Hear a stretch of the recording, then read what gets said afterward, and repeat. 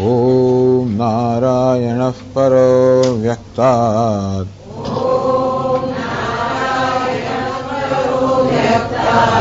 અંડમવ્યક્તસંભવમ અંડસ્યાંતસ્ત્વિમે લોકાઃ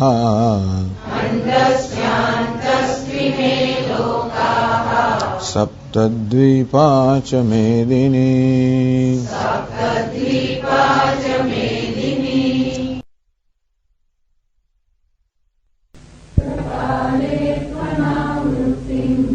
આવૃત્તિમ ચૈવ યોગિનઃ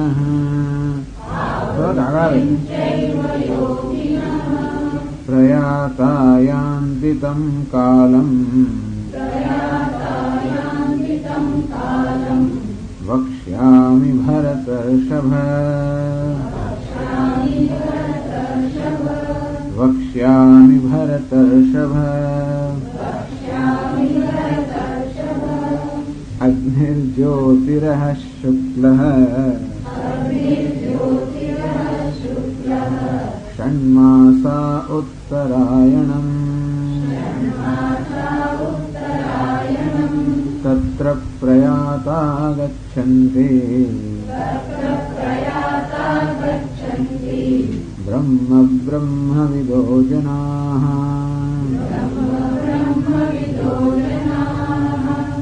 हम 23वां श्लोकમાં કહ્યું ભગવાને યત્ર કાલે તુ અનાવૃત્તિમ આવૃત્તિમ ચૈવ યોગિનઃ પ્રયાતા યાન્તિ તં કાલં વક્ષ્યામિ ભરતર્ષભ. ભગવાન હવે આગળ જે વિષયની ચર્ચા કરી હતી કે જે યોગીઓ સતત પરમાત્માનું આ પ્રણવ એટલે કે ઓમકારનું આલંબન લઈને ધ્યાન કરતા હોય અને આગળ વર્ણન કરવામાં આવ્યું સર્વદ્વારાણી સંયમ્ય મનોહૃદિ નિરુધ્ય ચ મૂર્ધ્યાધાયાત્મનઃ પ્રાણમ આસ્થિતો યોગ ધારણા. કે કેવી રીતે પોતાની ઇન્દ્રિયોના સર્વદ્વાર બંધ કરીને એટલે કે ઇન્દ્રિયો દ્વારા વિષયના જ્ઞાનમાંથી મનને હટાવી લઈને પોતાનું બધું જ ચિત્ત હૃદયમાં એકાગ્ર કરીને પોતાનું બધું ધ્યાન છેવટે મૂર્ધ એટલે કે આ મસ્તકની અંદર કેન્દ્રિત કર્યું છે. આમ પોતાનું સમગ્ર વ્યક્તિત્વ એક જ સ્થળ પર કેન્દ્રિત થયું છે અને ત્યાં પછી ઓમ ઓમ ઓમ એ પ્રકારનું ઉચ્ચારણ ચાલતું હોય અને એ સાથે સાથે ભગવાનનું ઇનામ હોવાને કારણે ભગવાનનું અનુસંધાન પણ થતું હોય એવું જેને આખી જિંદગી કર્યા કર્યું છે. અભ્યાસ યોગયુક્તેન ચેતસા નાન્યગામિના પરમં પુરુષમ દિવ્યમ યાતિ પાર્થ અનુચિંતયન. આ તો સતત અનુચિંતન કરતા કરતા અભ્યાસ યોગયુક્તેન અભ્યાસ સતત આ પ્રકારના ધ્યાનનો આંતરિક જપનો અભ્યાસ ચેતસા નાન્યગામિના જેનું ચિત્ત બીજે ક્યાંય જતું નથી આ પ્રકારની એકાગ્રતા યોગીએ પ્રાપ્ત કરી છે જ્યાં પોતાનું સમગ્ર વ્યક્તિત્વ એ કેન્દ્રિત કરી શકે અને એ રીતે એ ઓમ એવું જપ જયારે જપે એટલે આખું વ્યક્તિત્વ કેન્દ્રિત થયું હોવાને કારણે એ સમગ્ર પોતાની સાથે એક થઈ ગયો હોય આમ એની અંદર જ એકાકાર થઈ ગયો હોય બહુ ખૂબ દીર્ઘકાળ સુધીનો અભ્યાસ કર્યો હોવાને કારણે એની અંદર જે આવી રીતે એકાકાર થઈ ગયો છે એ જયારે એ પોતાનો દેહ છોડે ત્યારે પરમ ગતિને પેલા બ્રહ્મલોકને પ્રાપ્ત કરે છે.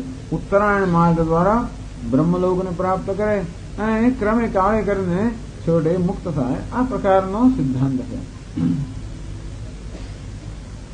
એટલે પ્રકૃતાનામ યોગિનામ પ્રણવાવેશિત બ્રહ્મબુદ્ધિનામ કાલાંતર મુક્તિભાજામ બ્રહ્મ પ્રતિપત્તે ઉત્તરો માર્ગો વક્તવ્ય. ભગવાન એમ લાગે છે કે પોતાનું વક્તવ્ય ત્યારે જ પૂરું થાય જ્યારે જે વિષયનો પોતે પ્રારંભ કર્યો છે એ વિષયને પૂરો કરવામાં આવે કે જ્યારે યોગી લોકો આ પ્રકારે પ્રણવના ઉચ્ચારણ સાથે અને ઈશ્વરના ચિંતન સાથે પોતાનો દેહ છોડે છે પ્રાણ છોડે છે ત્યારે પરમ ગતિને પ્રાપ્ત કરે છે. કઈ રીતે પરમ ગતિને પ્રાપ્ત કરે છે અર્થાત એમની પરમ ગતિ પ્રાપ્ત કરવાની રીત થોડી જુદી છે. અહમ બ્રહ્માસ્મિ જેને બ્રહ્મ જ્ઞાન છે એ પરમ ગતિ પ્રાપ્ત કરે છે એ અહીંનું જ પ્રાપ્ત કરે છે. જ્યારે આ યોગી જે એની ઉપાસના કરી રહ્યો છે એની પરમ ગતિ પ્રાપ્ત કરવાની દેવી છે કે આ દેહમાંથી પ્રયાણ કરતા ઉત્તરાયણ માર્ગ દ્વારા એ બ્રહ્મલોકને પ્રાપ્ત કરે અને ત્યાંથી પછી મુક્તિ પ્રાપ્ત કરે.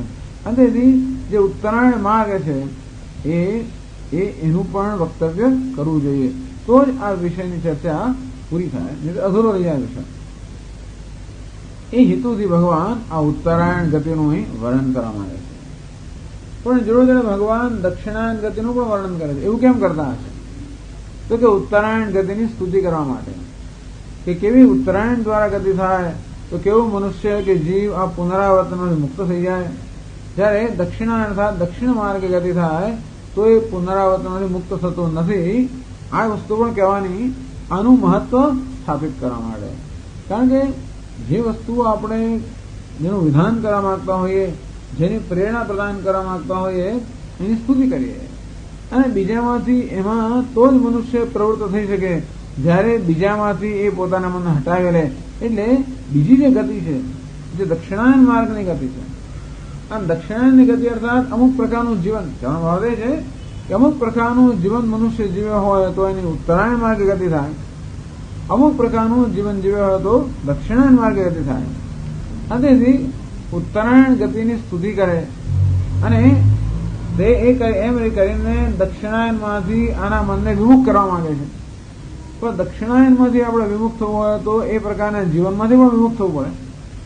ઉત્તરાયણ અભિમુખ થવું હોય તો એ પ્રકારનું જીવન જીવવું જોઈએ, અને દક્ષિણાયનમાંથી આપણે છૂટવા માંગતા હોઈએ તો એ પ્રકારના જીવનમાંથી પણ વિમુખ થવું જોઈએ.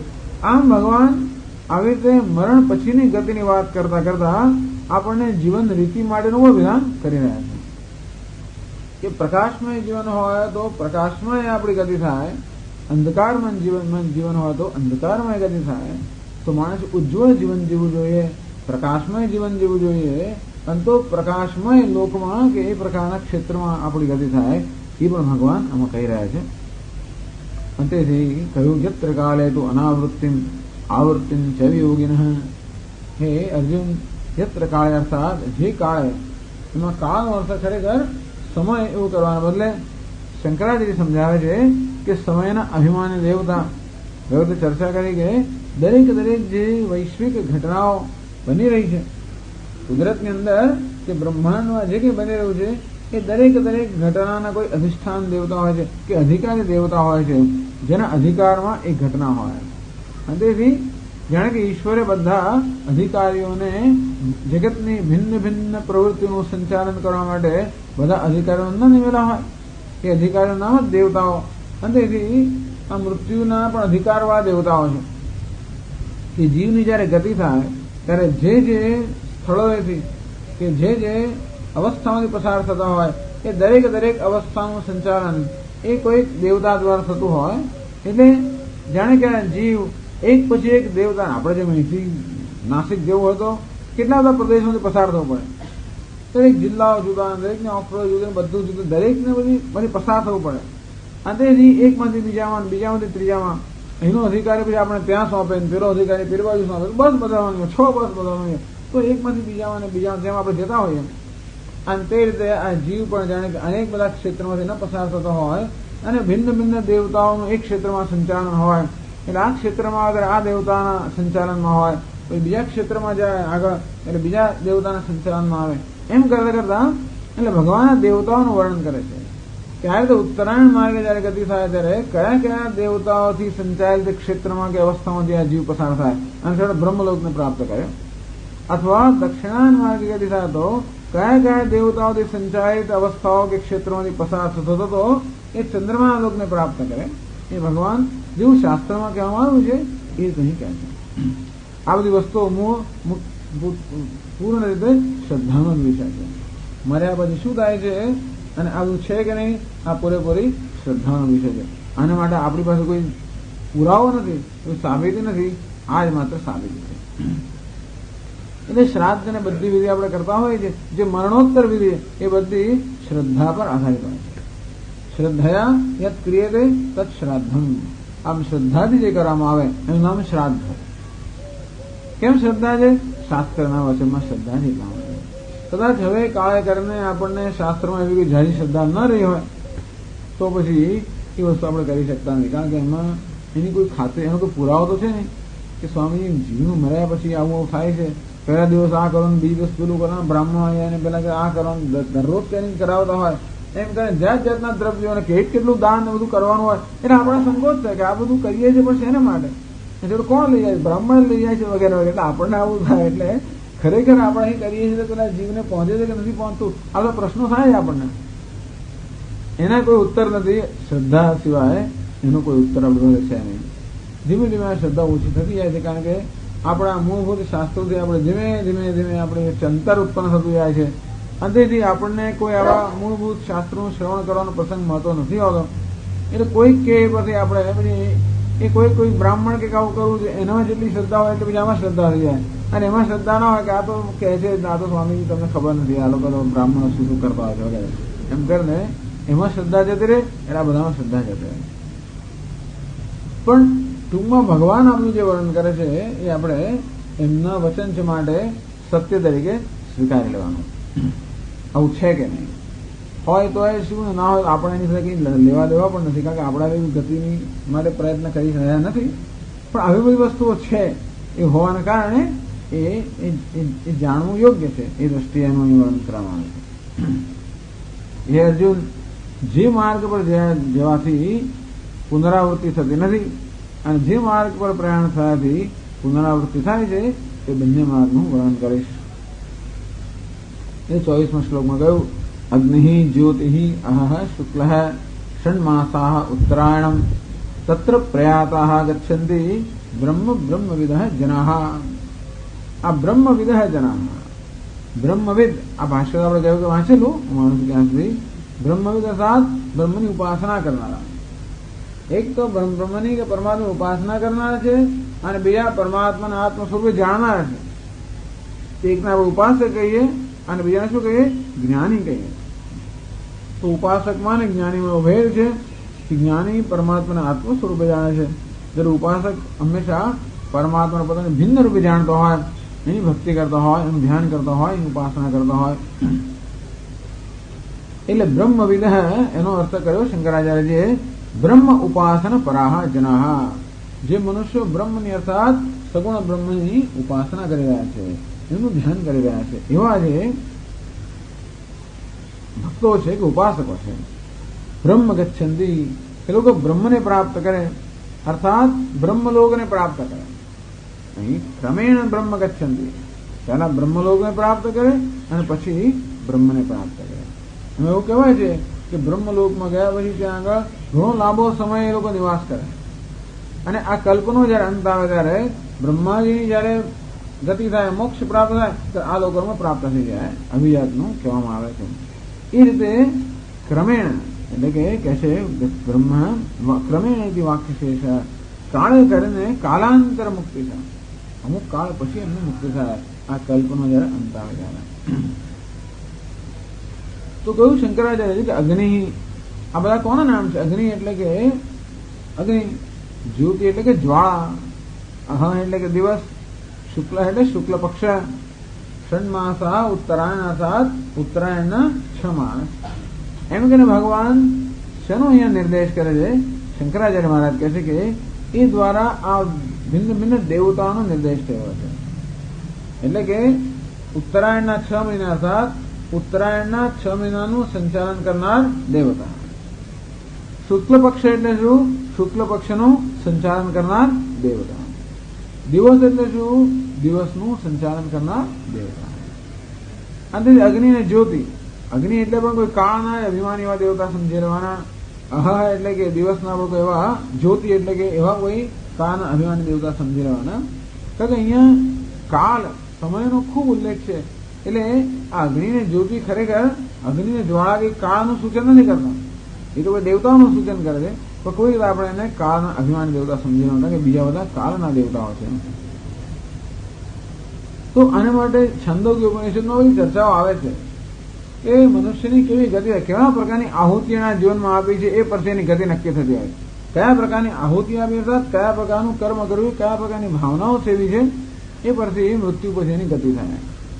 એટલે આખી જિંદગી જેને આહુતિ આપી હોય અગ્નિની અંદર, છેલ્લી આહુતિ એ પોતાના શરીર દ્વારા આપતો હોય.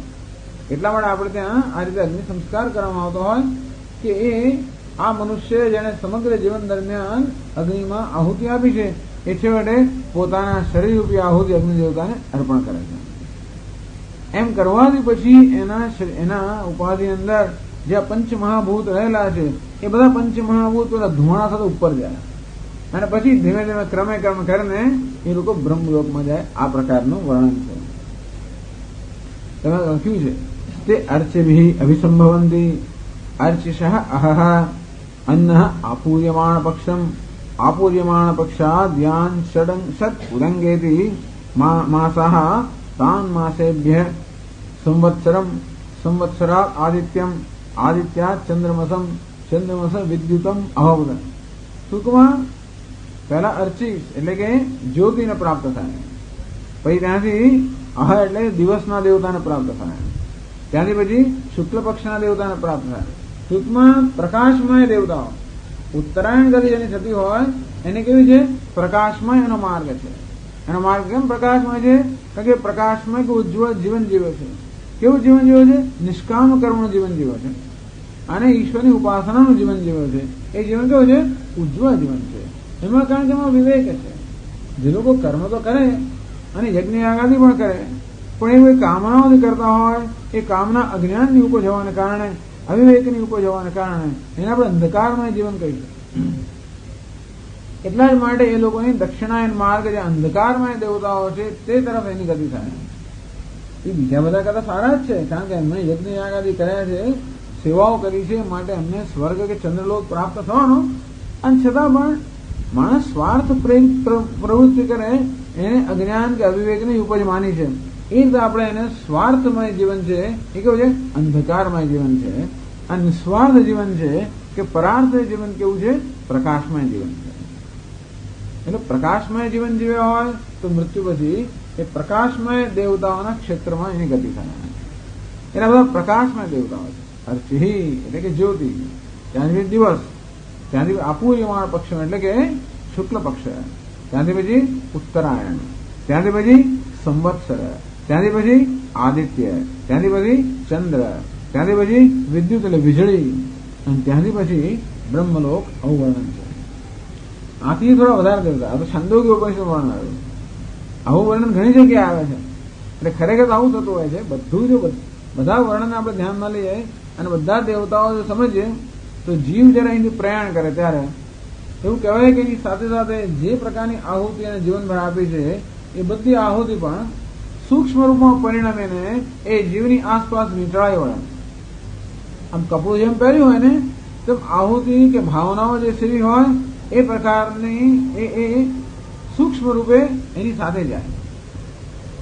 અને પહેલા આ જીવ જે ઉત્તરાયણ ગતિ થવાની છે એ પહેલા જ્યોતિ એટલે અગ્નિ, પછી એમાંથી દિવસ નો દેવતા, શુક્લ પક્ષના દેવતા, પછી ઉત્તરાયણના દેવતા, સંવત્સર વર્ષના દેવતા, ત્યાંથી પછી દેવલોકમાં જાય, પછી વાયુલોકમાં જાય, પછી આદિત્ય, પછી ચંદ્રમા, ત્યાંથી વિદ્યુત એટલે વીજળી, ત્યાંથી પછી વરુણ, પછી ઇન્દ્ર, પછી પ્રજાપતિ, આટલા લોકમાં જાય. અને ત્યાં ગયા પછી એ કહે છે તત્પુરુષ અમાનવ એનાન બ્રહ્મ ગમયતી. આ લોકો જયારે ત્યાં પહોંચે ને એક અમાનવ પુરુષ આવે છે. અમાનવ એટલે જે માનવીય ઉપાધિથી રહિત છે એવો એક પુરુષ આવે, એ બધાને ક્યાં લઈ જાય? બ્રહ્મલોકમાં દોરી જાય. આ પ્રકારનું વર્ણન છે. એષ દેવપથ બ્રહ્મપથ એતેને પ્રતિપદ્યમાના ઇમમ માનવ આવર્તમ ના આવર્તનતે. તો આ દેવતાઓનો માર્ગ છે. આ બ્રહ્મ તરફ એટલે બ્રહ્મલોકમાં લઈ જનારો માર્ગ છે. અને આ માર્ગે પ્રયાણ કર્યું હોય એમણે ફરી આ સંસારમાં પાછું ફરવાનું હતું નથી. આવી જાતનું વર્ણન છે. ભગવાન આટલા બધા દેવતાઓનો અહીંયા ઉલ્લેખ નથી કરતા. ભગવાન માત્ર એમાંના થોડાક દેવતાનો ઉલ્લેખ કરે છે. પણ સમજી લેવાનું કે આ ભગવાન થોડાનો ઉલ્લેખ કરતા હતો પણ એ બધા દેવતાઓ એમાં આવી ગયા. એટલે ભગવાન ઈચ્છે કહેવા માંગે છે કે આ જે માર્ગ છે જેમાં આટલા આટલા ક્ષેત્રમાંથી જીવ પસાર થાય એ માર્ગ આ બ્રહ્મના ઉપાસકોને બ્રહ્મલોક લઈ જાય છે. અચ્છા, હવે આગળ હા એટલે કોઈ પછી પૂછ્યું કે બ્રહ્મવિદ, બ્રહ્મવિદ નો અર્થ થાય કે બ્રહ્મના જ્ઞાતાઓ. અહીંયા એનો અર્થઘટન કર્યું બ્રહ્મના ઉપાસકો. જ્ઞાન નો અર્થ ઉપાસના પણ થાય, વિદ ધાતુનો અર્થ ઉપાસના પણ થાય અને જ્ઞાન પણ થાય. બ્રહ્મવિદ એટલે બ્રહ્મના વેદતાઓ. બ્રહ્મના વેદતાઓ એટલે બ્રહ્મના જ્ઞાનીઓ પણ થાય અને બ્રહ્મના ઉપાસકો પણ થાય. એટલે શંકરાચાર્ય જે અહીંયા બ્રહ્મના ઉપાસકો વર્ત કર્યો એમને માટે જ ગતિ હોય. બ્રહ્મના જ્ઞાનીઓની કોઈ ગતિ હોય નહીં. એટલે જો આ છેલ્લું વાક્ય છે 224 પાના પર બીજો પેરેગ્રાફ.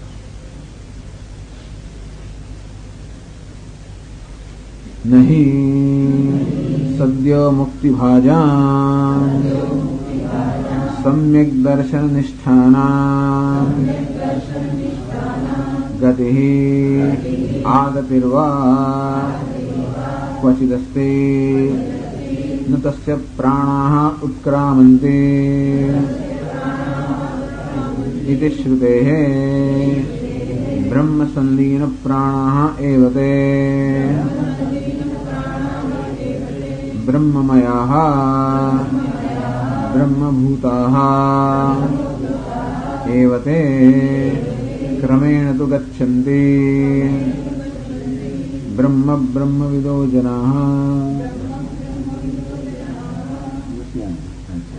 તમારા નથી. એટલે કોઈકે પ્રશ્ન કર્યો કે જયારે ભગવાન કહે છે બ્રહ્મવિદ અર્થાત બ્રહ્મના વેદતાઓ, ત્યારે એમ કેમ ન માની લો કે આ પરમ બ્રહ્મના જ વેદતાઓ છે, એમની જાગૃતિ થાય છે? તો શંકરાચાર્ય કે નહીં સદ્યો મુક્તિ ભાજામ સમ્યક દર્શન નિષ્ઠાનામ ગતિ આગતિર્વા ક્વચિદસ્તિ. કે નહીં સમ્યક દર્શન નિષ્ઠાનામ. સમ્યક એટલે યથાર્થ, આત્માનું યથાર્થ દર્શન, આત્માનું યથાર્થ જ્ઞાનમાં જે લોકો નિષ્ઠ છે એ કહે છે સદ્યો મુક્તિ ભાજામ, અર્થાત એમનું તો અહીં જ મુક્તિ થઈ ગઈ. આ સદ્યો મુક્તિ એટલે તાત્કાલિક મુક્તિ, તત્કાલ મુક્તિ. આ જ્ઞાનમાં નિષ્ઠા પ્રાપ્ત કરી તત્કાળ મુક્ત થઈ ગયા. એમની વડે ગતિ આ ગતિર્વા નહીં ક્વચિત અસ્તિ. એમને ક્યારેક હજી જવાનું બાકી રહી ગયું હોય, અર્થાત જેમની સર્વ ઈચ્છાઓ પૂર્ણ થઈ ગઈ, જેમને કોઈ પ્રકારની ઈચ્છા બાકી જ ન રહી ગઈ, એમની કોઈ ગતિ જ ના થાય. ગતિ કોઈ થાય જેની કોઈક ઈચ્છા બાકી રહી ગઈ હોય તો ઈચ્છા પૂરી કરવા માટે આપણું જ મન કે આપણી ઉપાધિ આપણે ત્યાં દોરી જાય જ્યાં આગળ આપણી ઈચ્છા પૂર્ણ થાય. એવું મુંડકોપનિષદમાં કહે છે કે જે પ્રકારની કામના લઈને મનુષ્ય મૃત્યુ પામે, એ જ કામના એને એ કામના જ્યાં પૂરી થાય એવા ક્ષેત્રમાં લઈ જાય, ત્યાં જન્મ થાય. કોઈ જેને કોઈ કામના જ રહી નથી, તસ્ય પ્રાણાઃ ઉત્ક્રામંતી. એના માટે તો ઉપનિષદ કહે છે કે એના પ્રાણ બહાર નીકળતા જ નથી, અહીં જ શમી જાય. એટલે કે બ્રહ્મ સંલીન પ્રાણાઃ, એમના પ્રાણ પણ બ્રહ્મમાં સંલીન થઈ જાય. બ્રહ્મમયા, કારણ કે એ લોકો બ્રહ્મમય થઈ ગયા છે. બ્રહ્મભૂતા, બ્રહ્મ સ્વરૂપમાં જ નિષ્ઠ છે. એવું હોવાના કારણે એવા જે બ્રહ્મજ્ઞાની પુરુષો છે એમને કોઈ ગતિ કે આ ગતિ, જવું કે આવવું, આવો કોઈ પ્રશ્ન ઉપસ્થિત થતો જ નથી. અને માટે અહીં જેની ચર્ચા થઈ રહી છે એ બ્રહ્મના જ્ઞાનીઓ નથી, પણ બ્રહ્મના ઉપાસકો છે. બ્રહ્મવિદ શબ્દનો અર્થ, બ્રહ્મવેદતાનો અર્થ બ્રહ્મનો ઉપાસક કરો. એની પાછળ કારણ સમજાવવું પડે ને. કેમ બ્રહ્મનો જ્ઞાની એવો અર્થ કરવાને બદલે બ્રહ્મનો ઉપાસક અર્થ કેમ કર્યો? તો એટલા માટે કે બ્રહ્મનો જે જ્ઞાની છે એને આ ગતિનો પ્રશ્ન ઉપસ્થિત થતો જ નથી.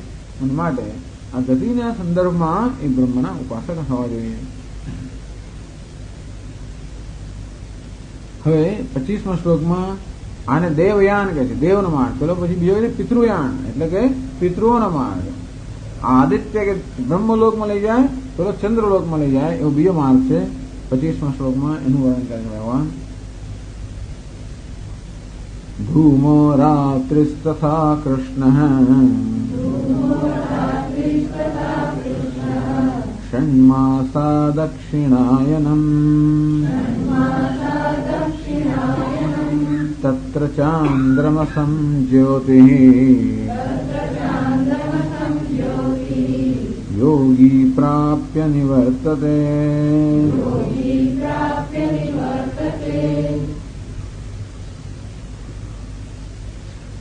ધૂમ રાત્રિ તથા કૃષ્ણ ષण्मासा દક્ષિણાયનમ.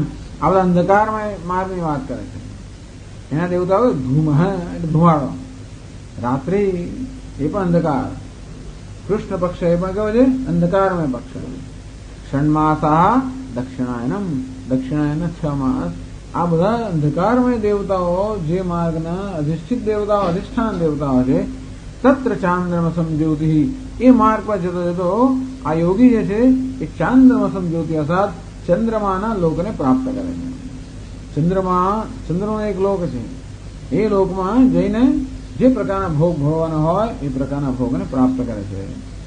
પ્રાપ્ય નિવર્તતે, એ પ્રકારના ભોગ ભોગવીને આ યોગી વળી પાછું આ મર્ત લોકમાં પાછા આવવાનું હોય છે. કારણ કે એવું એવું ઈચ્છામય જીવન જીવે છે. ઈચ્છાને ત્યાં લઈ જાય છે, એ ઈચ્છા એની પાસે લઈ આવે છે. કારણ કે ઈચ્છા ક્યારેય પૂરી જ ના થાય. કોઈ પણ પ્રકારના ભોગ ભોગવવાથી ભોગની ઈચ્છા પૂરી ના થાય. એ ઈચ્છા ખરેખર તીવ્ર થતી હોય છે. અને તેથી ભોગની ઈચ્છા કરેલી આ જીવન દરમિયાન એમણે ખૂબ બધા પ્રયત્નો કર્યા, એના પરિણામે એને જરૂર એના પ્રયત્નના બદલામાં એ પ્રકારના ભોગ જરૂર પ્રાપ્ત થાય. પણ એ ભોગ ભોગ્યા પછી પણ પેલી ઈચ્છા તો હજી અતૃપ્ત રહી ગઈ હોવાના કારણે એ ઈચ્છા વળી પાછી એને આ મર્ત્ય લોકમાં કે તમે બીજા લોકમાં જેવી ઈચ્છા, જે પ્રકારના સંસ્કાર રહી ગયા હોય એ પ્રકારના સંસ્કારને કાં તો મનુષ્ય બનાવે કે અધોયોનીઓ પણ લઈ જાય. એ પ્રકારે હોય સંસાર ચક્રમાં એ અંદર ચાલુ જ હોય છે. એ એમાં કહે છે. એમ કહીને ભગવાન આ ઉત્તરાયણની ગતિ છે એનું મહત્વ દર્શાવી રહ્યા છે. ભાષ્યમાં કહે છે ધૂમઃ રાત્રિः ધૂમાભિમાનિની રાત્ર્યભિમાનિની ચ દેવતા તથા કૃષ્ણપક્ષદેવતા ષण्मासाः દક્ષિણાયનમ इति च पूर्ववत देवता एव. એટલા બધા દેવતાઓનું વર્ણન કર્યું કે કહ્યું ધૂમ રાત્રિ. ધૂમ અર્થ એટલે ધૂમાભિમાની દેવતા. ધૂમ ધુમાડો એટલે કે એ પણ એક લોક છે. ધુમાડાનો પણ એક લોક છે. એનો અભિમાની દેવતા છે એનો અહીંયા ઉલ્લેખ કર્યો છે. રાત્રિ પણ એક લોક છે. આપણી રાત્રિ તો ખરી, પણ રાત્રિ શું છે? એક પ્રકારની અવસ્થા છે, લોક છે, એની અભિમાની દેવતા. પછી ષण्मासाः દક્ષિણાયનમ, દક્ષિણા કૃષ્ણ પક્ષ એ પણ એક લોક, એના દેવતા. દક્ષિણાના 6 મહિના એ પણ લોક છે, એના દેવતા. એટલે આવું વર્ણન આવે છે કે આ દક્ષિણાયન માર્ગે જનારા જીવ છે એ કયા કયા ક્ષેત્રમાં પસાર થાય છે. તે ધૂમમ અભિસંભવંતી ધૂમાદ રાત્રિ રાત્રે અપરપક્ષમ અપરપક્ષાદ્યાન ષડ દક્ષિણાયેતિ માસાः તાન एते संवत्सरम अभिप्राप्नुवन्ति मासेभ्यः पितृलोकात् आकाशम आकाशात् चंद्रमसम एष सोमो राजा तद देवानामन्नम तम देवाः भक्षयन्ति वगैरह वगैरह. એટલે કહે છે કે તે ધૂમમ અભિસંભવંતી. આ એક કર્મ પેલા યોગી લોકો છે, આ કહેવાય છે કર્મી લોકો. કર્મી અર્થાત કર્મ જેને કર્યું હોય, સકામ કર્મ કર્યું હોય એ લોકો ધૂમમ ધૂમ લોકને પ્રાપ્ત કરે. ધુમાડા પછી રાત્રિ, પછી કૃષ્ણ પક્ષ, પછી દક્ષિણાયન. દક્ષિણાયન પ્રાપ્ત કરે સંવત્સરને પ્રાપ્ત ના કરે. સંવત્સર પ્રાપ્ત કરે તો ઉત્તરાયણ ગતિ થાય. આ દક્ષિણાયન એટલે પણ દક્ષિણાયન માંથી ક્યાં છે? પિતૃલોક. પિતૃલોક માંથી ક્યાં છે? આકાશ. આકાશ માંથી ક્યાં છે? ચંદ્રમા. ચંદ્રમાંથી ક્યાં છે? બસ ત્યાં આગળ રહી જાય. એ શહેર સોમો રાજા. ત્યાં ચંદ્રમામાં સોમ એ રાજા છે. ટૂંકમાં ચંદ્રમા જે છે એ આપણા શાસ્ત્રમાં એવું વર્ણન છે કે ચંદ્રલોક અર્થાત જે લોકમાં જળનું કે પ્રવાહીનું પ્રાધાન્ય હોય એ પ્રકારના લોક. એટલે ત્યાં રહેનારા એ લોકમાં રહેનારા લોકોની ઉપાધિ પર કઈ હોય? પ્રવાહી હોય. એટલે પેલું જે જળની સાથે ગયું છે અહીંયાથી એ સોમ એટલે ચંદ્રલોકમાં જાય એટલે જે આહુતિનો જે પેલી જે પંચમહાભૂત ગયા છે એ પ્રકારની ઉપાધિમાં પરિણમે. અને તેથી આ જીવને કારણ કે જે લોકમાં આપણે જઈએ એ લોકને અનુરૂપ ઉપાધિ હોય તો જ એ લોકના ભોગ ભોગવી શકીએ. આમ જેવી રીતે કૂતરાની ઉપાધિ એ પણ એક લોક છે. તો કૂતરો જે પ્રકારના ભોગ ભોગવતો હોય, જે પ્રકારનું જ્ઞાન મેળવતો આપણે ના મેળવી શકીએ. અમુક અવાજ એ સાંભળતો, અમુક વસ્તુ એ લાગણી જે કંઈ કરતો હોય એ આપણે ના કરી શકીએ. ગાય હોય તો એની ઉપાધિ જુદી હોય. આમ એ પ્રકારના ભોગો ભોગવવા માટે એ પ્રકારની ઉપાધિ જોઈએ. તો મનુષ્ય જે પ્રકારના ભોગો ભોગવે એવું પેલા બીજા પ્રાણી ના ભોગવી શકે, કારણ કે એના માટે ઉપાધિ છે. એમ ચંદ્રલોક છે કે પિતૃલોક છે એ પિતૃલોકમાં જે કઈ ભોગ ભોગવવાનો હોય એના અનુરૂપ કેવી ઉપાધિ જોઈએ. જે બધી આહુતિ જે પંચમહાભૂતમાં પરિણમેલી અને જે જીવની સાથે સાથે એની ગયેલી એને આવૃત કરીને તો એ પ્રકારની ઉપાધિના રૂપમાં પરિણમે. અને પછી એના પુણ્યના પ્રમાણમાં એ ચંદ્રલોક એટલો સમય રહે ત્યાં એટલા ભોગો ભોગવે. ત્યાં કે છે એશ સોમો રાજા. પણ એના માટે કહ્યું છે છંદોગ્ય બહુ બહુ વસ્તુ હોય, કંઈક વિશિષ્ટ વસ્તુ કહે તદ દેવાનામ અન્નમ. આ માણસ ચંદ્રલોકમાં જાય તો દેવતાઓનું અન્ન બની જાય, તો દેવતાઓનો ભોગ બની જાય, દેવતાઓનું અન્ન બની જાય. તમ દેવાહ ભક્ષંતી, દેવતાઓનું ભક્ષણ કરે. એટલે કોઈ પ્રશ્ન પૂછ્યો કે આવું તો કોઈ કરતું હશે, આવા લોકમાં કોણ જાય? આટલું બિચારે મહેનત કરી પુણ્ય કર્મ કર્યા, ભલે સકામ પુણ્ય કર્મ કર્યા, અને છેવટે ચંદ્રલોકમાં જાય કે પિતૃલોકમાં જાય અને ત્યાં પછી દેવતાઓનું ભક્ષણ કરે. આ તો બિચારો ઉલટો મુશ્કેલ નહીં પડી ગયો, પણ ભક્ષણ કરતો કે આપણે આનંદ મળે. તો શંકરાજી સમજાવે કે ભક્ષણ કરતો ખાઈ જાય. ભક્ષણ કરે એટલે એ દેવતાઓનો આનંદ પ્રમોદનું સાધન બની જાય, અને એ પણ આનંદ એ દ્વારા એ પોતે પણ આનંદ પ્રમોદ કરે અને અન્યના આનંદનું સાધન બને. આવી જાતની ચર્ચા છે, પણ ટૂંકમાં ત્યાં જઈને એ લોકોને અનુરૂપ ભોગો ભોગે. તસ્મિન યાવત સંપાદમ ઉષિત્વા તથા એતમેવ અધ્વાનમ પુનઃ નિવર્તન્તે. અને પછી પોતાના કર્મ પ્રમાણ નિવાસ કરીને એ જ માર્ગે પાછો આવે. ચંદ્રલોક પહેલા, પિતૃલોકમાં ચંદ્રલોકમાંથી આકાશ, આકાશમાંથી વાયુ, વાયુમાંથી ધુમાડો, ધુમાડામાંથી વાદળ, વાદળમાંથી વનસ્પતિ, વનસ્પતિમાંથી પુરુષને પ્રાપ્ત થાય, ભાઈ પાછળનો જન્મ થાય. આ પ્રકારની ગતિ છે. આવું ચાલ્યા કરે. આવું કેમ લાંબો વર્ણન આવતો? જેથી આપણને આ બનવાનું વૈરાગ્ય કે આ ક્યાં પ્રસાર, આટલું બધું પસાર થવાનું ક્યારે પત્તો લાગે. અને તે પછી વર્ણન તો એવું આવે છે કે ઔષધ તો બન્યો, ધારો કે વનસ્પતિ બન્યો આ જીવ, પણ એને કોણ ખાય છે એના પરથી નક્કી થાય કઈ યોનિમાં જશે. ગાય ધારો કે એને ખાય તો એ યોનિમાં જાય, ભેંસ ખાય તો એ યોનિમાં જાય, ઊંટ ખાય તો એ યોનિમાં જાય, મોર ખાઈ જાય તો એ યોનિમાં જાય, માણસ ખાય તો એ પછી કયા પ્રકાર માણસ ખાય છે. અને તેથી ક્યારે પત્તો લાગે. અને તેમાં ધારો કે એ તો શંકરાજી સમજાવે છે કે એ વનસ્પતિ બનતો નથી, પણ આ બધા જીવો વનસ્પતિને ચોંટી જાય છે, વનસ્પતિઓ તો ખવાય છે. અને પાણીમાં આ લોકો વરસાદની દ્વારા પડે એટલે આમ ખેંચાતા વનસ્પતિની અંદર અટકી જાય તો ત્યાં પછી કોઈ પ્રાણી એને ખાય અને ત્યાંનો જન્મ થાય. પણ એ વનસ્પતિમાં ના અટકે અને ધારે કોઈ રણ પ્રદેશમાં જતા તો વળી ફરી પાછી યાત્રા શરૂ થાય.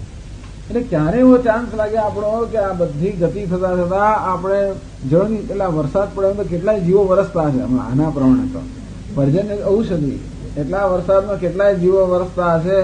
એમની શું શું ગતિ થાય, કોઈ ખાબોચિયામાં આવી જાય, ઓછાનું ક્યાં બિચારું ત્યાં સુકાઈ જાય ત્યાં ત્યાં, અને વળી પાછી એની ગતિ થાય. જ્યાં સુધી વનસ્પતિમાં ના આવે તો ખવાય નહીં, যদি ખવાય નહીં ત્યાં સુધી જન્મ ના થાય. અને ભાઈ કોણ ખાય છે એના પર આધાર. એટલે આવા બધામાં કરતા આપણો જન્મ થાય અને મનુષ્ય જન્મ થાય એ પણ આપણા યોગ્ય કુટુંબમાં થાય એવું ક્યારે બને? આ તો કોઈ બનવાની શક્યતા નથી, પણ અત્યારે જ આપણે જે કરવાનું કરેલો એમ કરીને આ બધી ગતિમાં વૈરાગ્ય ઉત્પન્ન કરવાનું આવું વર્ણન કરે.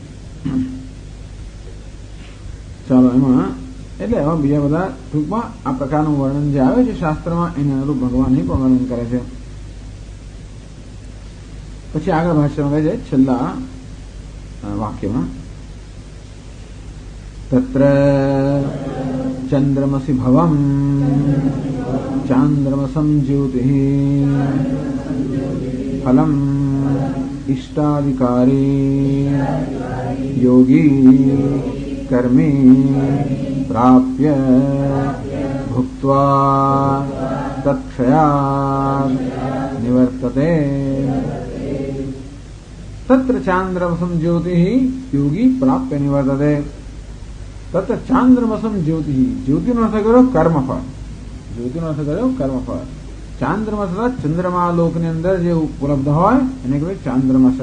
ટૂંકમાં ચંદ્રમાના કે સોમ કે પિતૃલોકમાં એ જાય અને જે પ્રકારના ભોગ ત્યાં પ્રાપ્ત થાય તે ઇષ્ટાધિકારી, જેને આ જીવનો ઇષ્ટાપૂર દાદા કર્મ કર્યા હોય અથવા જેને યજ્ઞ આદિ કર્યા હોય, સમાજ સેવાઓ કરી હોય, પણ એની પાસે કામનાથી કર્યું હોય એની આ પ્રકારની ગતિ થાય.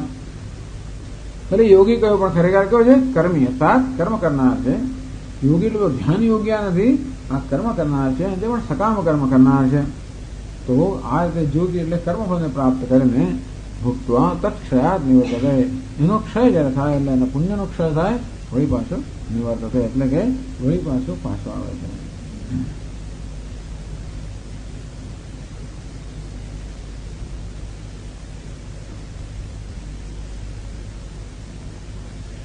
હવે 26માં શ્લોકમાં આ બે માર્ગનો ઉપસંહાર કરે છે ભગવાન. શુક્લ કૃષ્ણે ગતિ હ્યેતે જગત શાશ્વતે મતે એકયા યાત્યનાવૃત્તિમ અન્યયા વર્તતે પુનઃ.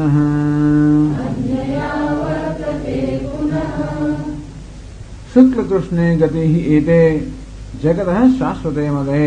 હે અર્જુન, જગતમાં આ જે ગતિ છે, જગતની એટલે જગતના જીવોની આ જે બે ગતિ છે, શુક્લ ગતિ અને કૃષ્ણ ગતિ. શુક્લ એટલે પ્રકાશમય ગતિ, કૃષ્ણ એટલે અંધકારમય ગતિ. આ પ્રકાશમય અને અંધકારમય ઉત્તરાયણ અને દક્ષિણાયણ આ જે ગતિ છે જગતના જીવોની, એ શાશ્વત છે. આ જગત જેવું શાશ્વત છે એવી આ ગતિ પણ શાશ્વત છે. તો એ ગતિની વિશિષ્ટતા શું છે? એકયા યાતિ અનાવૃત્તિમ. એક ગતિ એટલે ઉત્તરાયણ ગતિ થાય તો અનાવૃત્તિમ, એને આવૃત્તિ એટલે કે એને વળી પાછું ફરવાનું નથી રહેતું. અન્યયા આવર્તતે પુનઃ, એટલે દક્ષિણાયન માંથી જાય તો વળી પાછી પુનરાવૃત્તિ થાય છે. એમ ભગવાન આ બે ગતિનો ઉપસંહાર કરે છે.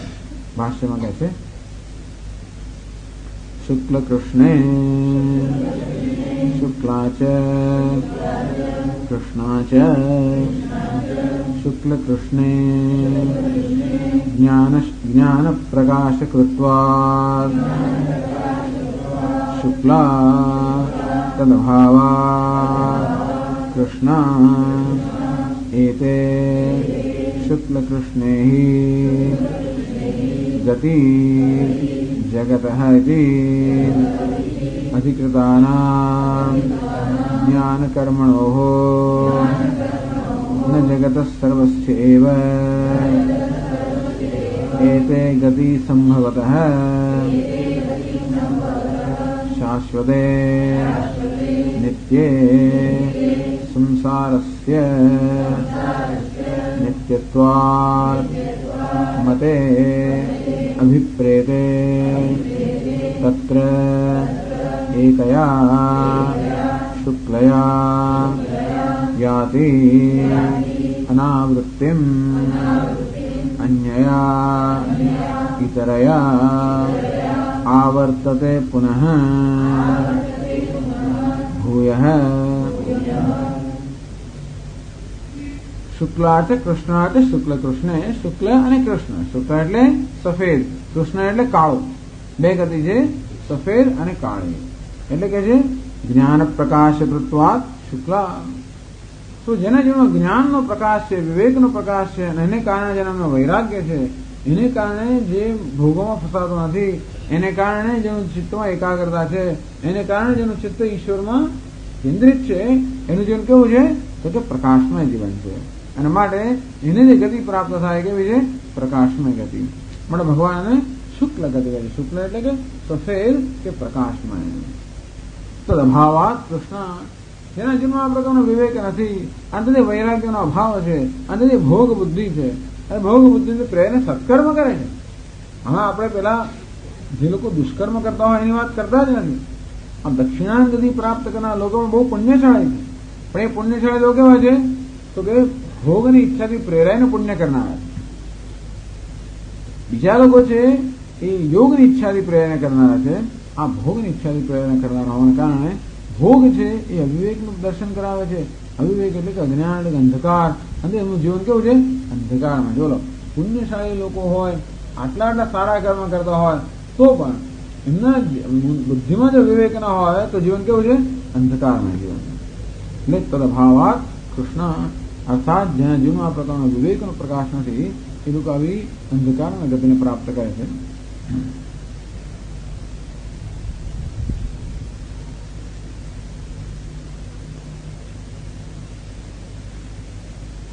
એટલા માટે પ્રકાશમય દેવતાઓ અને અંધકારમય દેવતાઓ એ વર્ણન કરવામાં આવે. એ બંને ગતિ ભગવાનની જ કેવી? શાશ્વતી. એ તે શુક્લ કૃષ્ણ ગતિ. ગતિ દ્વિવચન છે. જગત આ જગતની આ શાશ્વત ગતિ છે. જગત અધિકૃતાનામ જ્ઞાન કર્મણો અધિકૃતાનામ. આ ગતિ કોને? આખા જગતના બધા પ્રાણીઓને પ્રાપ્ત ન થાય. કોને પ્રાપ્ત થાય? જે જ્ઞાન અને કર્મના અધિકારી હોય. તો જ્ઞાન એટલે ઉપાસના અને કર્મ. આ ઉપાસના કર્મ કરતા હોય એ લોકો માટે આ ગતિ છે. ઉપાસના કરનારાઓની કઈ ગતિ છે? ઉત્તરાયણ ગતિ. કર્મ કરનારી માત્ર દક્ષિણાયન ગતિ. બીજા બધા લોકોનો આમાં કશું એમાં પ્રવેશ જ નથી. દુનિયાના બહુ ઓછા લોકોને આમાં પ્રવેશ છે. મોટા ભાગના લોકો જે અધર્મનું જીવન જીવતા હોય એમને આમાં પ્રવેશ જ નહીં, એમનો અધોગતિમાં જ પ્રવેશ છે. આ બંને ઉર્ધ્વ ગતિ છે. અને છતાં પણ એમાં આ વિવાહ કર્યા. આ વિવેકી પુરુષોની ગતિ છે, અવિવેકી પુરુષોની ગતિ છે. ન જગત સર્વસ્ય એવ ગતિ સંભવત. જો બધાની એમને જ આવી ગતિ થાય તો પછી કોઈને પુણ્ય કર્મ કરવાનો કે ધર્મનું પાલન કરવાનો કોઈ પ્રકારનો ઉત્સાહ રહે છે ને. બધાને ત્યાં લઈ જાઓ ટકેશર ભાજી અને ટકેશર ખાવે બધું હોય તો કોણ પછી કોઈ પુણ્ય? પણ નહીં, બધા માટે નથી. પણ જે લોકો આ રીતે વિહિત કર્મ કરતા હોય, ઉપાસના કરતા હોય એ લોકો માટે જ ગતિ છે. એ ગતિને ભગવાન શાશ્વત કહે છે. કેમ શાશ્વત કહેવાય છે? જગતમાં કશું શાશ્વત નથી, તો આ ગતિ કેમ શાશ્વત હોય? એટલે કહે છે સંસારસ્ય નિત્યત્વાદ. આ સંસાર પણ જ્યાં સુધી અજ્ઞાન છે ત્યાં સુધી શાશ્વત છે. જ્ઞાન થયા પછી સંસાર નથી અને પછી આ ગતિ નથી. પણ અજ્ઞાન હોય ત્યાં સુધી આ સંસાર પણ શાશ્વત છે. એટલે શુક્લ કૃષ્ણે ગતિ આવર્તતે પુનઃ પુનઃ વારંવાર અજ્ઞાન જ્યાં સુધી હોય, જ્યાં જ્ઞાન ન થયું ત્યાં સુધી આ પ્રકારની ગતિના ચક્કરમાં માણસો કેટલા આપણે ક્યાંય જઈ આવ્યા હોય. આ બધા આપણે અહીંયા બેઠા છે એ બધા બધે જ જઈ આવ્યા હોઈશું. આવી વસ્તુઓ સાચી જ હોય તો આપણા બધે જઈ આવ્યા હોઈશું. અનાદિકાળની જયારે આ પ્રવૃત્તિ ચાલતી આવી ત્યારે એવું શું હશે? બધા પ્રકારના પુણ્ય આપણે કર્યા છે અને મને ભય છે કે બધા પ્રકારના પાપ પણ આપણે કર્યા છે. એ હોવાને કારણે બધી જગ્યાએ જઈ આવ્યા હોઈશું. કોઈ બાકી રહ્યું નથી આપણા માટે. ખરેખર આપણે લાગે પેલું રહી ગયું, પેલું બાકી રહી ગયું. એ તો આ જન્મ કરતા બાકી હશે. તો એવા જન્મમાં પસાર થયા જ હશે. બધા પ્રાઇમ મિનિસ્ટર બન્યા હોઈશું અને પ્રેસિડેન્ટ બન્યા હોઈશું અને ઇન્દ્ર પણ બન્યા હોઈશું અને ડુક્કર પણ બન્યા હોઈશું. ટૂંકમાં એવું ના માનવું કે હું કશામાં રહી ગયું. કોઈ કશામાં રહી ગયું નથી. પણ ખાલી પેલી સ્મૃતિ ન હોવાને કારણે અત્યારે એમ લાગે છે કે આ બધામાંથી હું રહી ગયો. એટલે આ બધું વર્ણન કરે છે કે ભાઈ કશામાં રહી નથી ગયા, માટે આ બધું છોડો અને આ બધા મુક્ત થવા માટેનો પ્રયત્ન કરો. બસ એ જ આ બધી ગતિનું વર્ણન કરવાનો હેતુ આ જ છે. એટલે પ્રાઇમ મિનિસ્ટર વિચારો કે અમને કેવું સરસ હશે. તો વિચાર કરો કે 50 વર્ષ પહેલા 50 જન્મ પહેલા એમાં હતો એમ માની જ લેવું. ક્યારેક હોઈશું જ. અંતેથી આ બધામાં ક્યારેક આપણે હોઈશું જ. કારણ કે હવે વૈજ્ઞાનિક દ્રષ્ટિએ જોવા જઈએ તો અનાદિકાળથી આપણે યાત્રા ચાલતી હોય ત્યારે બધી શક્યતા છે કે બધા પ્રકારનું કર્મ આપણે કરીએ. બધા પ્રકારનું સારું કર્મ અને બધા પ્રકારનું ખરાબ કર્મ ક્યારેક કર્યું છે. એટલે 84 લાખ યોનિમાં આપણો જન્મ થયો છે, અનેક વાર થયો છે. અને તેથી કહે છે કે આ બધી ગતિ કેવી છે? નિત્ય છે. ટૂંકમાં જો આપણે છૂટવાનો આપણે પ્રયત્ન નહીં કરીએ તો આ ગતિ તો ચાલ્યા જ કરશે. જ્યાં સુધી અજ્ઞાન સંસાર છે અને ત્યાં સુધી આ ગતિ ચાલુ રહેવાની છે.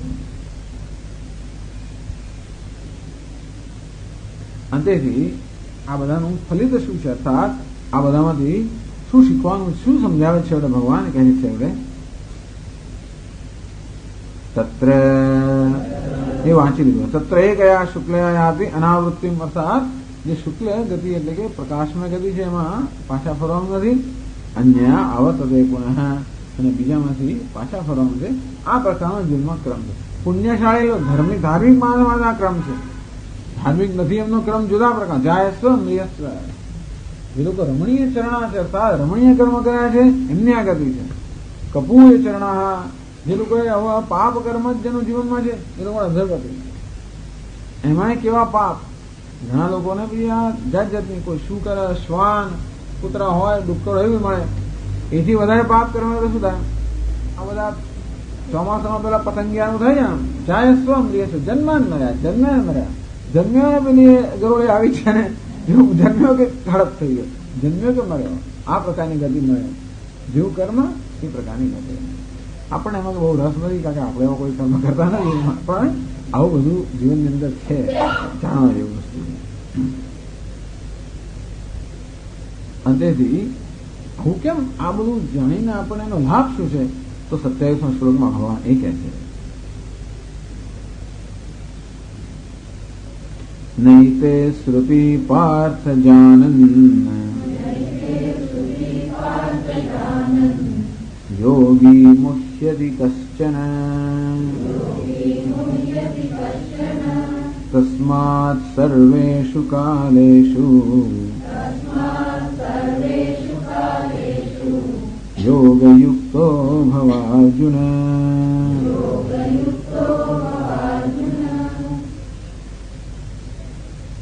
ન એતે શ્રુતિ જાનન પાર્થ યોગી મુખ્યતિ કશ્ચન. હે પાર્થ, એકવાર યોગી એટલે બુદ્ધિમાન મનુષ્યને જયારે ખબર પડે કે આ પ્રકારની બે ગતિ છે તો ક્યારે મોહ પામતો નથી. શું મોહ નથી પામતો? ત્યારે એવી ગતિ કોઈ પસંદ ન કરે જેમાંથી વારંવાર પાછા ફરવાનું હોય. કોઈ બુદ્ધિશાળી માણસ એવી ગતિ ન જ પસંદ કરે, અને કોઈ બુદ્ધિશાળી માણસ એવું જીવન પણ ન પસંદ કરે જે વારંવાર પાછા ફરફર કરવાનું હોય. તસ્માત સર્વેષુ કાલેષુ યોગયુક્તો ભવાર્જુન. હે અર્જુન, સર્વેષુ કાલે સર્વકાળમાં યોગયુક્તો ભવ. યોગયુક્ત અર્થાત તારી રીતે પ્રકાશ, તારું ઉજ્જવળ જીવન હોવું જોઈએ, પ્રકાશમય જીવન હોવું જોઈએ, ઈશ્વરને સમર્પિત જીવન હોવું જોઈએ, જે તારી પણ પ્રકાશમય ગતિ થાય અને જે તારે આ સંસારના પાસે ન ફરવું પડે. એ તો ચંદ્રલોક, આકાશ, વાયુ, ધુમાડો, પર્જન્ય, ઔષધિ આ બધું કઈ સરળ નથી. એમ ફરતા ફરતા ઉપર જે ગયા જ કરીએ આમાંથી મુક્ત થવા માટે ક્યારે એકવાર જાણ્યા પછી યોગી ક્યારે પણ આવી ગતિ ઈચ્છે જ નહીં. મનુષ્ય વિવેકી પુરુષ એટલે હે અર્જુન, સર્વકાળે તું યોગી બન એમ કરે ભગવાન. યોગ અર્થાત આ ઈશ્વરનું ધ્યાન એ માટેનો આદેશ આપે છે. ભાષ્યમાં કહે છે ન એતે યથોક્તે શ્રુતિ માર્ગૌ પાર્થ જાનન સંસારાય એકા અન્યા મોક્ષાય સમાહિતો ભવ અર્જુન.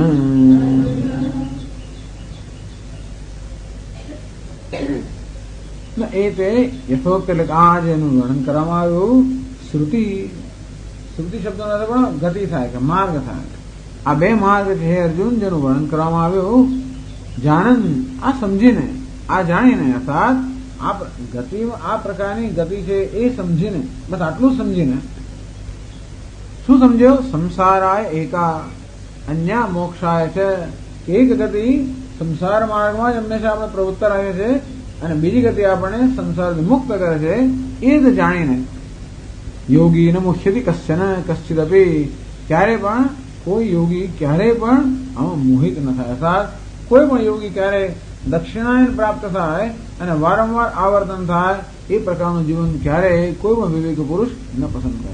આવું ન સમજ્યા હોઈએ કે કયા પ્રકારની ગતિ થાય છે, ત્યાં સુધી કદાચ આપણે આનું સમજમાં એવું જીવન જીવતા હોઈએ, એક વાર આ ખબર પડે તો કોઈ પણ બુદ્ધિમાન મનુષ્ય પેલું પુનરાવૃત્તિનું જીવન પસંદ ના કરે. કેવલમ કર્મ દક્ષિણ માર્ગ પ્રાપકમ કર્તવ્યત્વેન ન પ્રત્યેતિ. દક્ષિણ માર્ગને પ્રાપ્ત કરવાનું જે કેવલ કર્મ છે, અર્થાત ઈચ્છા પ્રેરિત કર્મ કે ભોગ ઈચ્છાથી પ્રેરિત કર્મ, એવું કોઈ દિવસ કોઈ યોગી કે કોઈ બુદ્ધિમાન મનુષ્ય ન પસંદ કરે. અને તેથી શું કરવું છે? તસ્માત સર્વેષુ કાલે હે અર્જુન, સર્વકાળે યોગયુક્ત ભવ સમાહિતો ભવ. યોગ એટલે ધ્યાન. તેમાં કોનું ધ્યાન? પરમાત્માનું ધ્યાન. હે અર્જુન, સર્વકાળે તો પરમાત્માનું ધ્યાન કરે. તસ્માત સર્વેષુ કાલેષુ મામ અનુસ્મર યુધ્યતે. આગળ કરું, હે અર્જુન, સર્વકાળે મારું સ્મરણ કર, તારું કર્મ કરતા કરતા. અને કર્મ કરવાની કોઈ આવશ્યકતા નથી. જો કર્મ કર્યા વગર જ ભગવાનનું ધ્યાન થતું તો કર્મની આવશ્યકતા નથી.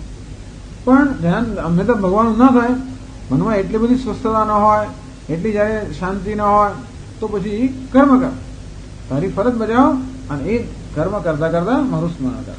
ઘણી વાર થાય છે ને આપણને કે બેસીને આપણે પાઠ ના થાય, રસોઈ કરતા કરતા બધો પાઠ થઈ જાય, કારણ કે એમાં બહુ ધ્યાન ના આપવું પડે. એટલે રસોઈ થતી હોય આપણા મનની પેલી જે ચંચળતા છે ને એને પણ કર્મનો માર્ગ મળે. અને જોડે જોડે મનના એક અંશથી પેલું સ્મરણ થતું હોય. આપણે નરું સ્મરણ કરવા બેસીએ ને તો મનની ચંચળતા આપણે એટલી વિક્ષિપ્ત કરી દે કે ઉઠાડી મૂકે કે જાત જાતની જગ્યાએ ઘસડી જાય માનસિક રીતે. જ્યારે એ ચંચળતાને થોડી પ્રવૃત્તિ દ્વારા માર્ગ આપવામાં આવે તો એ પછી થોડું મન સ્વસ્થ થાય અને એ રીતે કામ કરતા કરતા ઘણી વાર સ્મરણ કરવું સરળ હોય. એવું કરો, કોઈ વાંધો નહીં. મા મનુસ્મરણ યુદ્ધ છે. તો કર્મ કરતા કરતા સ્મરણ કરો. અને જો યોગી અર્થાત જેને સર્વ કર્મનો ત્યાગ કરે માત્ર ઈશ્વરનું ચિંતન કરે છે, જેનું વર્ણન કરવામાં આવ્યું કે અર્જુન તે પ્રકારનો યોગી પર ધ્યાન નિષ્ઠ બને. તો આ પ્રકારના યોગમાં શ્રદ્ધાજન માટે ભગવાન છેલ્લા એટલે કે 28મા શ્લોકમાં આ યોગ માર્ગ છે એની સ્તુતિ કરે છે. કહે છે વેદેષુ યજ્ઞેષુ તપસ્સુ ચૈવ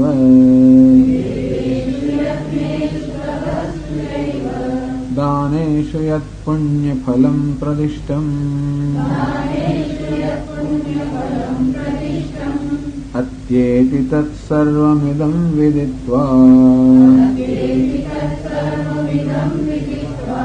યોગી પરમ સ્થાનમુપૈતિ ચાદ્યમ.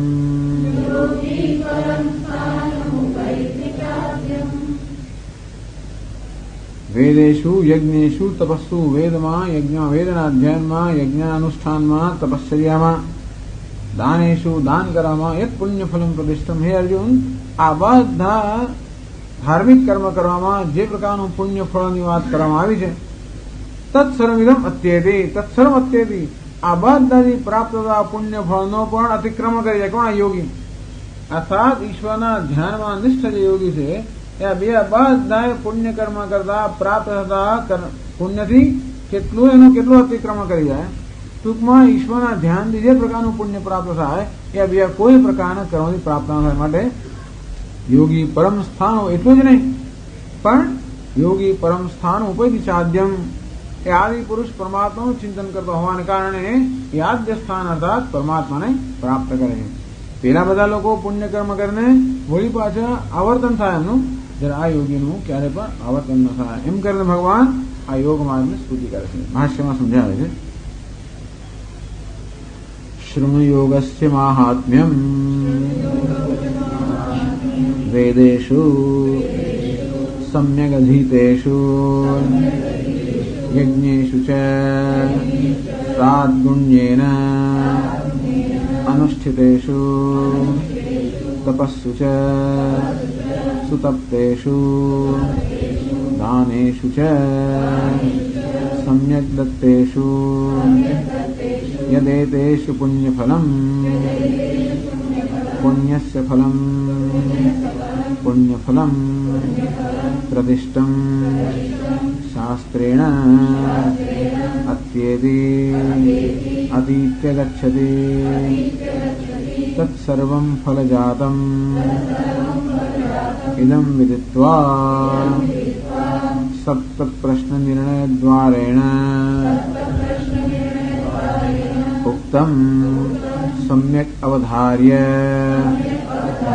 અનુષ્ઠાય યોગી પરમ પ્રકૃષ્ટમ ઐશ્વરમ સ્થાનમ ઉપૈતિ પ્રતિપદ્યતે આદ્યમ આદૌ ભવમ કારણમ બ્રહ્મ ઇત્યર્થઃ. વેદેષુ વેદમાં એટલે કે સમ્યક અધીતેષુ, વેદનું સારી રીતે અધ્યયન કરવામાં આવે. વેદનું સારી રીતે અધ્યયન કરવામાં ઘણા બધા નિયમોનું પાલન કરવું પડે. બ્રહ્મચર્ય આશ્રમ હોય, ગુરુજી પાસે અંતેવાસી બન્યા હોય એ, અને સતત વેદનું અધ્યયન એટલે વેદના પઠનનું અધ્યયન થતું હોય. એમાં જે કંઈ પવિત્રતા જાળવવાની હોય, જે સૂચિ જાળવવાની હોય, જે નિયમો જાળવવાના હોય, આચાર વિચારના બધા જાળવતા ગુરુજી પાસે અંતેવાસી બનીને વેદનું આવી રીતે સારી રીતે અધ્યયન થતું હોય. પછી ગુલ્લીઓ મારતા હોઈએ ને પછી વેદનું અધ્યયન પઠન કરાવતો ઘરે કશું કરતા ન હોય, યાદ ના રાખતા હોય એને સ્વરો બરાબર, એવું નહીં. એટલે કહ્યું સમ્યક અધીતેષુ, સારી રીતે એટલે આમ બહુ નિષ્ઠાપૂર્વક પ્રેમપૂર્વક વેદનું અધ્યયન કરવું, ખૂબ પુણ્ય પ્રાપ્ત થાય. આ બધા કર્મથી ઘણું બધું પુણ્ય પ્રાપ્ત થતું હોય છે.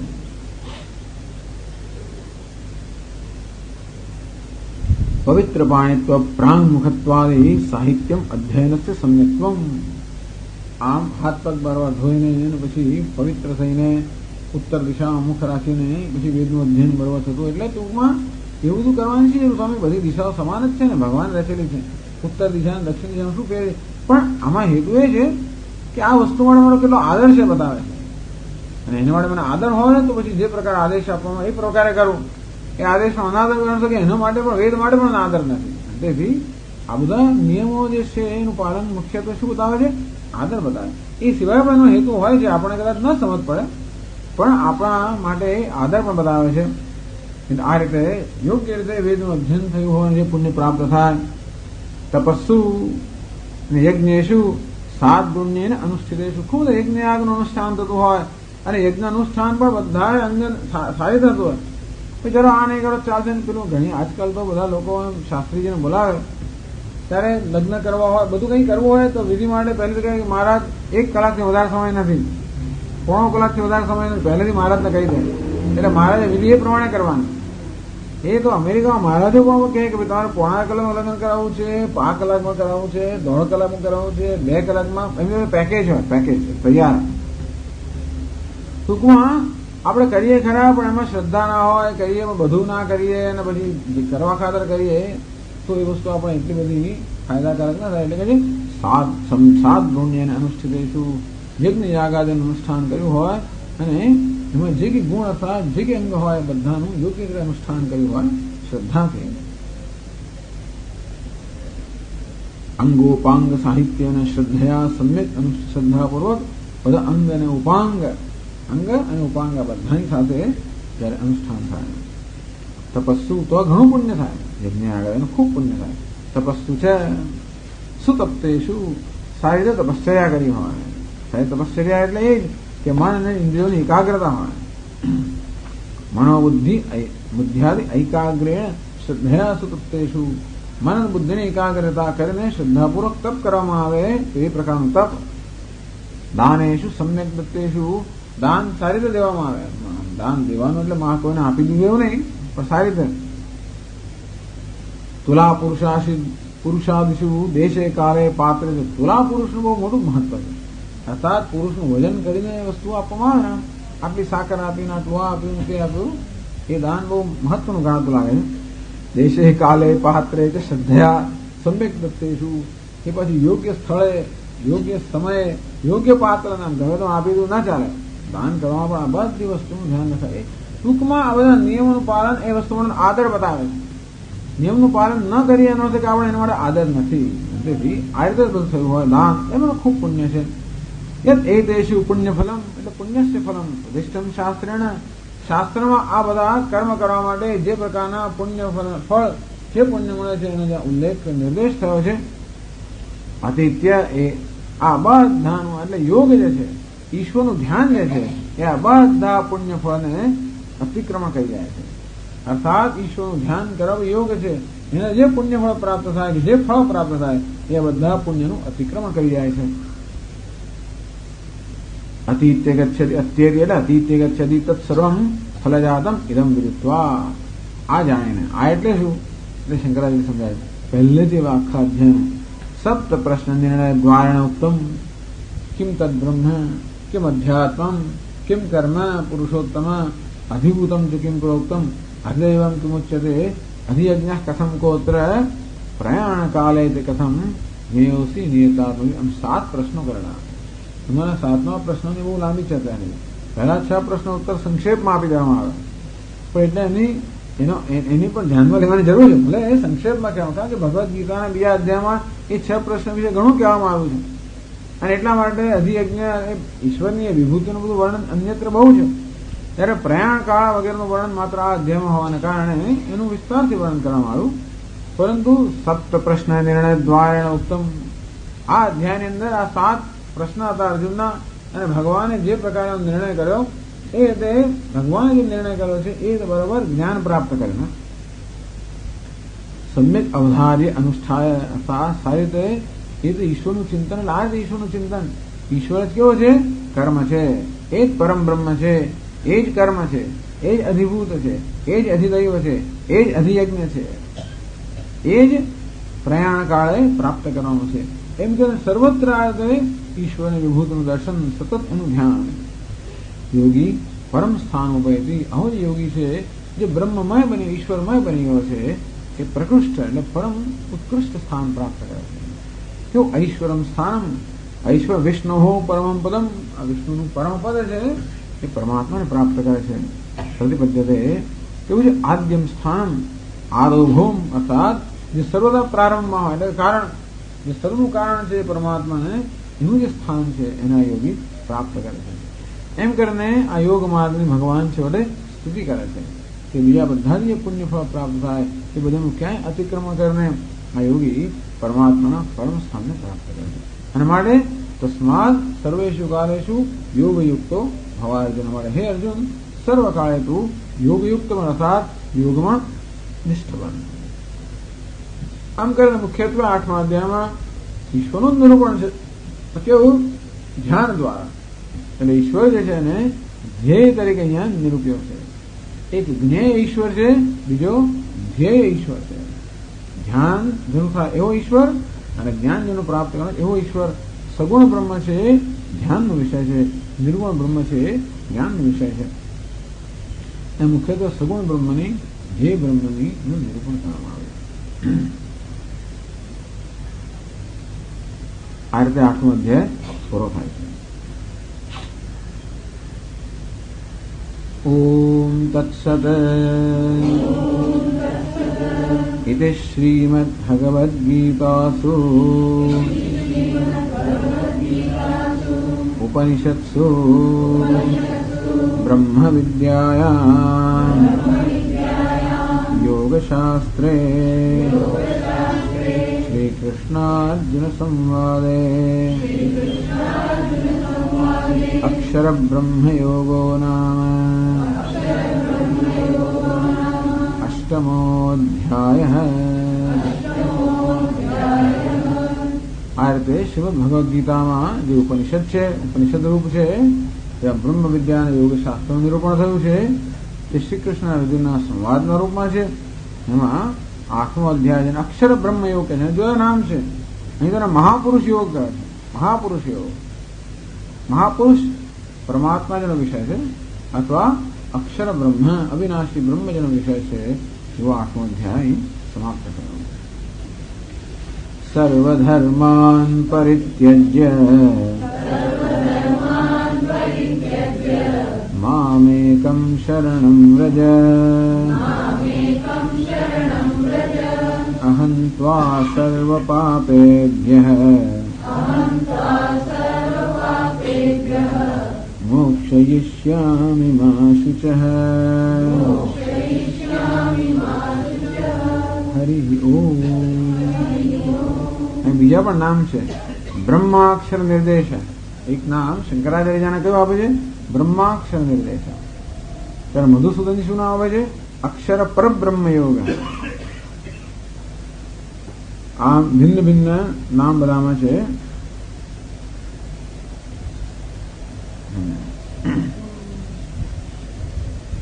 ઓમ પૂર્ણમદ પૂર્ણમિદં પૂર્ણાત પૂર્ણમુદચ્યતે પૂર્ણસ્ય પૂર્ણમાદાય પૂર્ણમેવાવશિષ્યતે. ઓમ શાંતિ શાંતિ શાંતિ. શંકરં શંકરાચાર્યં કેશવં બાદરાયણં સૂત્રભાષ્યકૃતૌ વંદે ભગવन्तौ પુનઃ પુનઃ. ઈશ્વરો ગુરુરાત્મેતિ મૂર્તિભેદવિભાગિને વ્યોમવદ્વ્યાપ્તદેહાય દક્ષિણામૂર્તયે નમઃ. ઓમ શાંતિ શાંતિ શાંતિ. હરિ ઓમ. શ્રી